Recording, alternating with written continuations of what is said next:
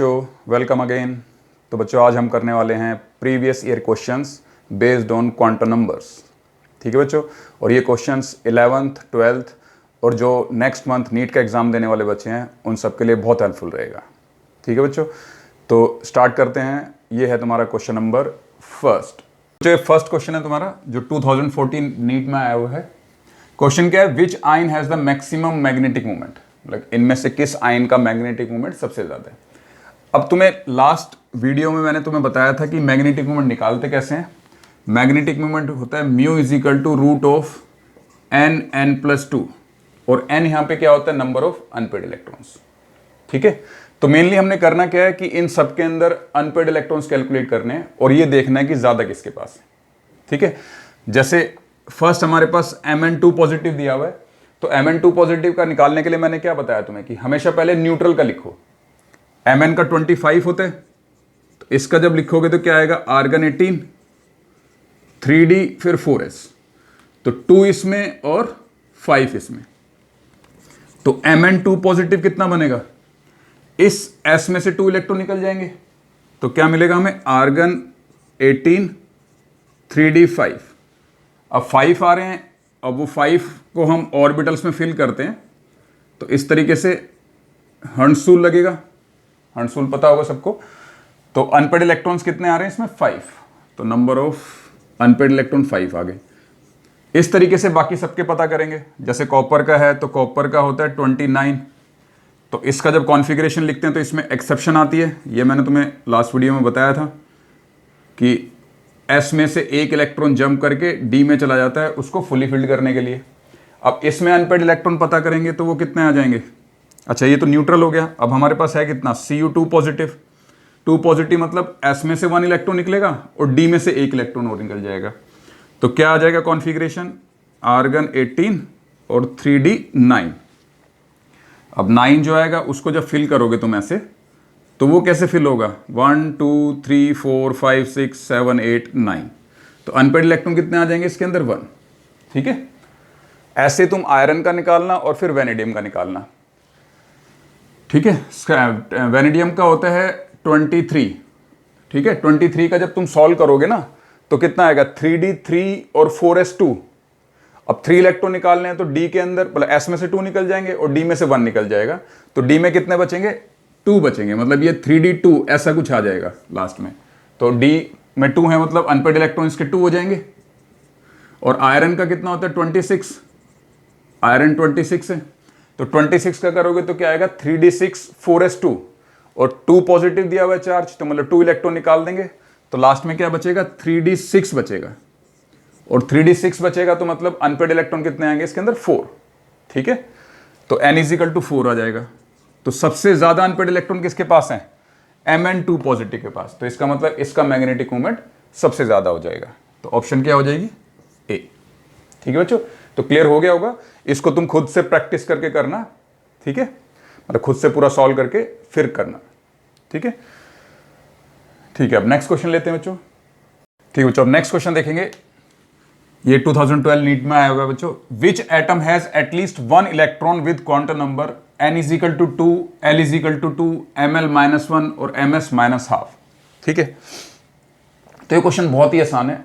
देखने में थोड़ा सा अजीब लग रहा है कि भाई इतने सारे सबकी क्वांटम नंबर की वैल्यू दे रखी है तो कैसे सॉल्व करेंगे, मतलब बहुत कुछ करना पड़ेगा इसके अंदर।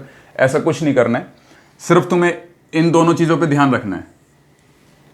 इन दोनों चीज़ों पे ध्यान दो, n की वैल्यू 3 है और l की वैल्यू 2 है। इसका मतलब इसमें जो ऑर्बिटल होगा वो कौन सा होगा, 3D होगा ना। n की वैल्यू 3 और L2 किसके लिए होता है, D के लिए। तो मतलब वो कह रहा है कि हमें ना ऐसा एटम ढूंढना है जिसमें कम से कम एक इलेक्ट्रॉन इस 3D ऑर्बिटल के अंदर जाए। ठीक है, तो वो ऑप्शन ही इतनी इजी दे रखी है कि उसमें प्रॉब्लम ही नहीं आ रही है। कि नियोन है, नियोन का एटॉमिक नंबर कितना होता है, 10, क्लोरीन का 17 और पोटेशियम का 19। कोबाल्ट का कितना होता है, 27। ठीक है, तो जब D ऑर्बिटल के अंदर इलेक्ट्रॉन आने शुरू होते हैं ना, वो 21 से आने शुरू होते हैं। मतलब 3D के अंदर जो फर्स्ट इलेक्ट्रॉन एंटर करता है वो स्कैंडियम में करता है 21 वाले केस में, ये स्कैंडियम का होता है। ठीक है, तो बाकी तो बहुत ही कम है, 10 है, 17 है, 19 है, तो इसमें तो आ ही नहीं सकता, ऑब्वियस सी बात है। तो बचा क्या हमारा, कोबाल्ट। कोबाल्ट 27 है, तो इसमें डी में आएगा इलेक्ट्रॉन, ठीक है ना। तो इसलिए ऑप्शन क्या हो जाएगी हमारी, बी ऑप्शन हो जाएगी। तो एकदम सिंपल क्वेश्चन था, ठीक है। लेकिन वो क्वेश्चन पूछा इस ढंग से कि जैसे पता नहीं क्या क्या कैलकुलेट करना हमें, तो कुछ नहीं कैलकुलेट करना था, सिर्फ एन की वैल्यू और एल की वैल्यू से ही हम पता लगा लेंगे कि डी के अंदर पहला इलेक्ट्रॉन या एटलीस्ट एक इलेक्ट्रॉन किस में जाएगा, ठीक है। तो वो कोबाल्ट हो जाएगा आंसर। तो आ गया होगा समझ में बच्चों सबको, ठीक है। तो अब नेक्स्ट क्वेश्चन लेते हैं। हाँ जी बच्चों, नेक्स्ट क्वेश्चन है, ये 2010 मेंस में आया हुआ है बच्चों। क्या क्वेश्चन है, for which of the following orbitals angular momentum for last electron is zero. मतलब कह रहा है कि इनमें से किसके लास्ट इलेक्ट्रॉन का एंगुलर मोमेंटम जीरो होता है, ठीक है। अब देखो ये जो एंगुलर मोमेंटम है ना, इसको निकालने का फॉर्मूला क्या होता है, जैसे मैग्नेटिक मोमेंट होता है ऐसे एंगुलर मोमेंटम होता है। तो एंगुलर मोमेंटम ऑर्बिट का भी निकालते हैं हम और ऑर्बिटल में भी निकालते हैं, ठीक है। तो ऑर्बिट का निकालने के लिए एक बोहर मॉडल यूज करेंगे, मैं आगे वाली वीडियोस में तुम्हें बताऊंगा उसमें। और अगर हमें ऑर्बिटल का एंगुलर मोमेंटम निकालना हो तो उसके लिए जो फॉर्मूला होता है, म्यू से डिनोट करते हैं, फॉर्मूला होता है root of L L plus 1 H by 2 pi. ये फॉर्मूला होता है बच्चों, root of L L plus 1 H by 2 pi. L यहां पे क्या है, वही एजिमुथल क्वांटम नंबर है, ठीक है। अब वो कह रहे हैं कि अगर हमें एंगुलर मोमेंटम कितना चाहिए, जीरो चाहिए, तो जीरो चाहिए तो ये वाली पूरी टर्म जीरो हो जानी चाहिए। और वो कब होगी, जब एल की वैल्यू जीरो होगी, है ना। और एल की वैल्यू जीरो कब होती है, 4s जो s ऑर्बिटल होता है, s सबशेल होता है, उसके लिए l क्या होता है, 4s, l is equal to zero, ठीक है।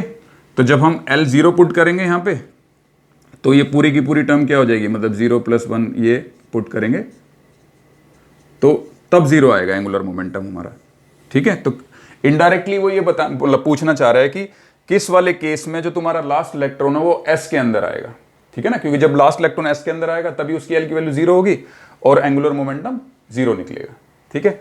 तो उसके लिए पता करने के लिए तुम इलेक्ट्रॉनिक कॉन्फ़िगरेशन की हेल्प लेना, तो आगे दिक्कत होनी नहीं चाहिए। मैग्नीशियम का Mg2 पॉजिटिव है तो मतलब 10 इलेक्ट्रॉन्स होंगे। अब 10 इलेक्ट्रॉन्स होंगे तो क्या बनेगा, 1s2 2s2 2p6, तो p में 6 इलेक्ट्रॉन्स आएंगे, लेकिन लास्ट इलेक्ट्रॉन s में नहीं आ रहा है, ठीक है। आयरन का करेंगे तो ये डी ऑर्बिटल में आते हैं इलेक्ट्रॉन्स इसके लास्ट में, ठीक है ना, मतलब ट्रांजिशन एलिमेंट्स होते हैं, तो इनका लास्ट इलेक्ट्रॉन डी के अंदर आता है, तो वो भी ऑप्शन नहीं हो सकती। Na पॉजिटिव का करेंगे तो ये भी 10 ही आ रहा है, सेम ऐसे ही, तो इसका भी लास्ट इलेक्ट्रॉन पी में ही आएगा।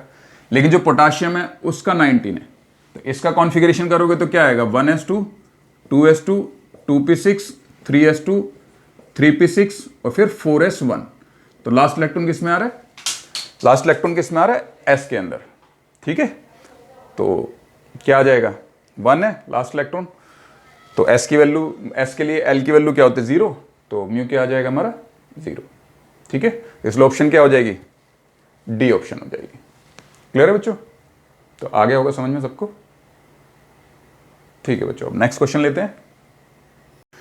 तो देखो जो फोर्थ क्वेश्चन जो है ना, वो मैंने एंगुलर मोमेंटम से रिलेटेड लिया है। तो ये एमसीक्यूज टाइप तो नहीं है, ये मतलब 3p 3d और 7s में जो इलेक्ट्रॉन है उसका एंगुलर मोमेंटम कैलकुलेट करना है तुम्हें, ठीक है। तो उस फॉर्मूले को यूज कैसे करना है वो मैं सिखा देता हूं, क्योंकि जरूरी नहीं है कि s का ही पूछे तुमसे, f का पूछ सकते हैं, d का पूछ सकते हैं या p का पूछ सकते हैं। तो उसको निकालेंगे कैसे, तो फॉर्मूला भी पीछे मैंने बताया तुम्हें क्या है, root of L L plus 1 H by 2 pi, ठीक है। अब जैसे फर्स्ट केस है हमारा 3p, अब 3p, p के लिए l की वैल्यू क्या होती है 1, तो बस 1 की वैल्यू पुट कर देनी है इसके अंदर, ऐसे 1 1 प्लस 1 और फिर h बाई 2 पाई, तो ये कितना आ जाएगा, root of 2 h by 2 pi, ठीक है। और इसको सिंप्लीफाई करेंगे तो h बाई रूट 2 पाई ऐसा आ जाएगा। तो निकाल सकते हो इजीली, है ना। ऐसे अगर मान लो d का निकालना हो, मतलब 3d है, 3d के लिए l की वैल्यू कितनी होती है 2, तो बस म्यू क्या हो जाएगा, n की जगह पे अब 2 पुट करना है, तो क्या हो जाएगा 2 फिर 2 + 1 और h बाई 2 पाई, तो कितना आ जाएगा 3 × 2 √6 h बाई 2 पाई, ठीक है बच्चों। तो ये वाला जो क्वेश्चन है ना, ये √6h/2π, ये एक बार IIT में आया था, IIT 2000 में आया था शायद। तो उसमें मतलब 2000 वाला जो IIT वाला है ना, वो नीट में आ सकते हैं क्वेश्चन, नीट में या मेंस में आ सकते हैं, क्योंकि पहले जो क्वेश्चन बनते थे IIT वाले वो थोड़े इजी हुआ करते थे। ठीक है, तो उनका लेवल अब नीट या फिर मेंस जैसा हो गया है। ठीक है, तो √6h/2π ये वाला क्वेश्चन। अब इसमें 7s है, तो 7s में l की वैल्यू 0 होती है, तो उसका आंसर 0 आ जाएगा, जैसे इससे पहले वाला क्वेश्चन किया हमने। ठीक है, तो समझ आ गया होगा कि किस तरीके से अप्लाई करना है एंगुलर मोमेंटम वाले फॉर्मूले को। ठीक है बच्चों, तो अब नेक्स्ट क्वेश्चन लेते हैं। ठीक है बच्चों, नेक्स्ट क्वेश्चन देखना, 5th क्वेश्चन क्या दिया हुआ है। The electronic configuration of chromium दिया हुआ है argon 18 3d5 4s1, this represent it's.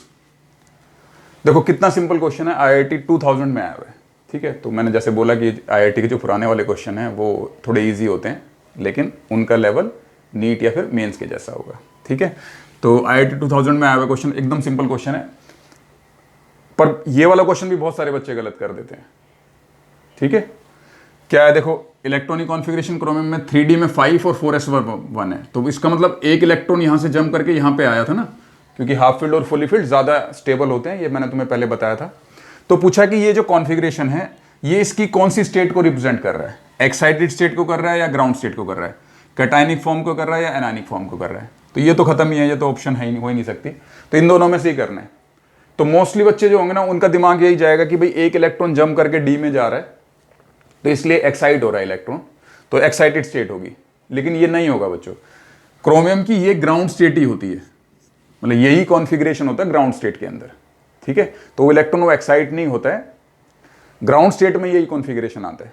ठीक है, क्लियर है। तो ये एक्साइटेड स्टेट वाली ऑप्शन भी गलत होगी, ग्राउंड स्टेट इसका आंसर होगा बच्चों। ठीक है, तो देखने में आसान लग रहा है, लेकिन बहुत सारे बच्चों का दिमाग कंफ्यूज हो जाएगा और बच्चे एक्साइटेड स्टेट आंसर लिखेंगे इसके अंदर, लेकिन ये ग्राउंड स्टेट है। ठीक है, तो आ गया होगा समझ में। अब नेक्स्ट क्वेश्चन लेते हैं। ठीक बच्चों, नेक्स्ट 6th क्वेश्चन देखेंगे क्या दिया हुआ है। 2014 नीट का क्वेश्चन है कि number of electrons in Mn with magnetic quantum number is equal to 0।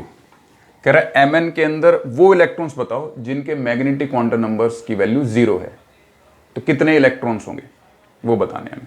ठीक है, तो उसके लिए क्या करेंगे, देखो उसके लिए क्या करेंगे कि हम पहले क्या लिखेंगे, Mn का कॉन्फ़िगरेशन लिखेंगे। तो Mn का कॉन्फ़िगरेशन कितना हो जाएगा, 25 होता है एटॉमिक नंबर, तो कॉन्फ़िगरेशन बनेगा। अब इसमें ना पूरा लिखना पड़ेगा, ऑर्गेनिक टर्म्स में नहीं लिखेंगे। तो 1s2 2s2 2p6 3s2 3p6 फिर 3d 4s, 2 इसमें और 5 इसमें। ठीक है बच्चों, अब देखो इसमें ना ज़्यादा कुछ तुम्हें सॉल्व करने की ज़रूरत नहीं है, इसमें थोड़ा सा दिमाग लगाना है तुम्हें कि भाई जैसे 1s है, तो 1s के अंदर ml की वैल्यू 0 होगी, है ना, क्योंकि s के लिए l कितना होता है 0, और l अगर 0 होगा तो ml 0 आएगा। ऐसे इसमें भी ml इज इक्वल टू 0 होगा, और जो p है उसमें l की वैल्यू कितनी होती है 1, तो उसमें कितना आएगा -1 0 +1। ऐसे 2s है उसमें 0 आएगा, 3p के अंदर फिर -1 0 +1 आएगा, है ना, और 3d के अंदर कितना आएगा -2 -1 0 +1 +2, और s के अंदर फिर 0 आएगा। तो 0 वाले कितने ऑर्बिटल्स हो जाएंगे, 1 2 3 4 5 6, ठीक है, और एक 7, तो 7 ऑर्बिटल्स हो जाएंगे। तो दिमाग में ये आएगा कि 14 इलेक्ट्रॉन्स होने चाहिए इसमें, है ना, क्योंकि 2-2 इलेक्ट्रॉन्स आते हैं। लेकिन जब तुम कॉन्फ़िगरेशन लिखोगे ना, तो d के अंदर यहां पे ये वाला जो d होगा, इसमें जब 5 ऑर्बिटल्स फिल करो, 5 इलेक्ट्रॉन्स फिल करोगे इन ऑर्बिटल्स में, 1 2 3 4 5, तो ये वाला 0 है ना, देखो ये 3rd नंबर वाला 0 है, उसमें सिर्फ एक ही इलेक्ट्रॉन आया हुआ, 2 इलेक्ट्रॉन नहीं आए हुए। बाकी सारे जो ऑर्बिटल्स होंगे, मतलब ये वाला ऑर्बिटल, ये वाला ऑर्बिटल, ये वाला ऑर्बिटल, ये वाला और ये वाला, इन सब में तो 2-2 इलेक्ट्रॉन्स होंगे। लेकिन ये वाला जो ऑर्बिटल है, इसमें सिर्फ एक ही इलेक्ट्रॉन होगा, है ना, क्योंकि 5 है डी के अंदर।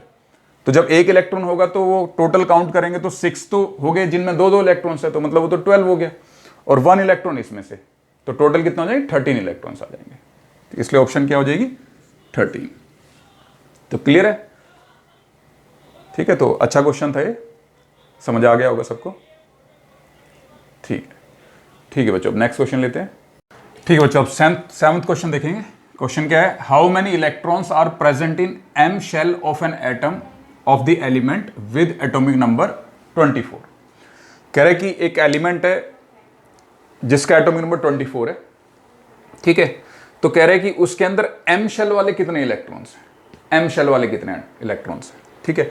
तो देखने में थोड़ा कंफ्यूजिंग लग रहा है क्वेश्चन, लेकिन है नहीं ये कंफ्यूजिंग, बहुत सिंपल क्वेश्चन है। देखो 24 एटॉमिक नंबर दिया हुआ है, इसका मतलब क्रोमियम है, वो तो समझ में आ ही गया होगा तुम्हें कि क्रोमियम दिया हुआ है ये 24, और उसका कॉन्फ़िगरेशन लिखते हैं तो क्या क्या करेंगे। अब इसके लिए हम आर्गन वाला यूज़ नहीं करेंगे, स्टार्टिंग से जैसे करते हैं ना नॉर्मली, वो वाला कॉन्फ़िगरेशन यूज़ करेंगे। तो 1s2 2s2 2p6 3s2 3p6, फिर क्या बताया हुआ 3d, फिर 4s। तो 1 इसमें और 5 इसमें, एक्सेप्शनल केस होता है, ठीक है। तो वैसे लिख दिया। अब वो कह रहा है कि एम शेल के अंदर हमें इलेक्ट्रॉन्स बताने हैं कितने होंगे। अब एम शेल कौन से नंबर का शेल होता है, थर्ड, जैसे के फिर एल फिर एम, तो थर्ड शेल है। अब थर्ड शेल के लिए एन की वैल्यू क्या होनी चाहिए, 3 होनी चाहिए, है ना। तो एन की वैल्यू 3 किस किस में है, इन तीनों में है। ये 3s है, 3p है और 3d है, तो इनमें एन की वैल्यू 3 है। बस अब इसके इलेक्ट्रॉन काउंट कर लेने हैं, तो कितने हो जाएंगे, 2 ये 6 ये और 5 ये। तो 6 और 2 8 और 5 कितना हो गया 13। तो कितने इलेक्ट्रॉन्स आ जाएंगे, 13 इलेक्ट्रॉन्स आ जाएंगे। तो ये ऑप्शन हो जाएगी, ठीक है, समझ आ गया होगा, ठीक है ना। जैसे अगर मान लो इसमें पूछा होता एम एन शेल के लिए पूछा होता, एन शेल, ठीक है ना, एन शेल मतलब फोर्थ शेल के लिए पूछा होता, तो फोर्थ शेल के लिए फिर क्या होता है, सिर्फ एक ही आता है ये वाला 4s, तो उसमें कितने इलेक्ट्रॉन होते हैं, 1 इलेक्ट्रॉन होते, ठीक है ना। ऐसे ही अगर वो एल शेल के लिए पूछता, एल शेल के लिए, तो एल शेल के लिए एन की वैल्यू कितनी होनी चाहिए, 2, सेकंड शेल की बात हो रही है। तो 2 वाले कौन कौन से होते हैं उसके, इसमें फिर एक ये होता और एक ये होता, तो उसमें कितने इलेक्ट्रॉन आते, फिर 8 इलेक्ट्रॉन आते, ठीक है। तो समझ आ गया होगा किस तरीके से सॉल्व करना है, ठीक है बच्चों। अब नेक्स्ट क्वेश्चन लेते हैं। हाँ जी बच्चों, नेक्स्ट क्वेश्चन देखो, 8th क्वेश्चन क्या है, 2014 नीट में आया हुआ है क्वेश्चन कि which has the same number of s electron as the d electrons in Fe2 positive. तो क्वेश्चन थोड़ा कंफ्यूजिंग लग रहा है, लेकिन क्या क्वेश्चन है मैं समझा रहा हूं कि Fe2 पॉजिटिव में जो d इलेक्ट्रॉन्स हैं, जितने भी d इलेक्ट्रॉन्स हैं, उतने ही सेम नंबर के इलेक्ट्रॉन्स s ऑर्बिटल में किसके अंदर होंगे, ठीक है। मतलब हमें करना क्या है कि Fe2 पॉजिटिव में पहले हमें यह पता करना है कि d के अंदर कितने इलेक्ट्रॉन्स हैं, और उतने ही सेम s इलेक्ट्रॉन्स किस एटम के अंदर होंगे वो बताना हमें, ठीक है। तो कैसे करेंगे, देखो Fe का 26 होता है, मतलब क्या आएगा, आर्गन 18 और 3d 4s, 2 इसमें और 6 इसमें। अब Fe2 पॉजिटिव का निकालेंगे तो 2 इसमें से निकल जाएगा, तो आर्गन 18 और 3d 6, तो मतलब d में हमारे पास कितने इलेक्ट्रॉन है, 6 इलेक्ट्रॉन है। तो हमें इनमें से ऐसा एलिमेंट ढूंढना है जिसके s इलेक्ट्रॉन्स 6 हों। तो जैसे हम फर्स्ट लेते हैं लिथियम, तो लिथियम का तो 3 होता है एटॉमिक नंबर, तो इसका तो पॉसिबल ही नहीं है, 1s2 और फिर 2s1, खत्म ही हो गए, 3 इलेक्ट्रॉन्स हैं बस खाली। सोडियम में अगर आते हैं तो सोडियम का कितना होता है 11, तो इसका बनेगा 1s2 2s2 2p6 3s1। अब इसमें s के इलेक्ट्रॉन्स अगर काउंट करते हैं तो कितने आ रहे हैं, 2 इसमें 2 इसमें और 1 इसमें, तो 5 आ रहे हैं, तो ये भी नहीं है सही आंसर। नाइट्रोजन का तो 7 होता है, तो वो भी नहीं हो पाएगा। उसके बाद बचा हमारा फॉस्फोरस, तो वैसे तो लगी रहेगी फॉस्फोरस ही होना चाहिए आंसर, लेकिन क्यों होगा उसको एक बार चेक कर लेते हैं। तो फॉस्फोरस का 15 है, इसका कॉन्फ़िगरेशन लिखेंगे तो 1s2 2s2 2p6 3s2 और 3p कितना होता है 15 है, तो 3p3 ये आ जाएगा बच्चों। तो अब देखो इसमें s के कितने इलेक्ट्रॉन्स हैं, 2 यहाँ पे हैं, 2 यहाँ पे हैं और 2 यहाँ पे हैं, तो टोटल इलेक्ट्रॉन्स कितने हैं इसके अंदर, 6 इलेक्ट्रॉन्स, ठीक है ना। तो ऑप्शन क्या हो जाएगी, डी ऑप्शन हो जाएगी, ठीक है बच्चों, ठीक है। तो आई होप आपको समझ में आया होगा बच्चों आज की क्लास, ठीक है। तो बाकी हम नेक्स्ट वीडियो में करेंगे, और तब तक के लिए अपना ध्यान रखना और खूब पढ़ाई करना, ठीक है बच्चों। तो मिलते हैं नेक्स्ट वीडियो में, बाय।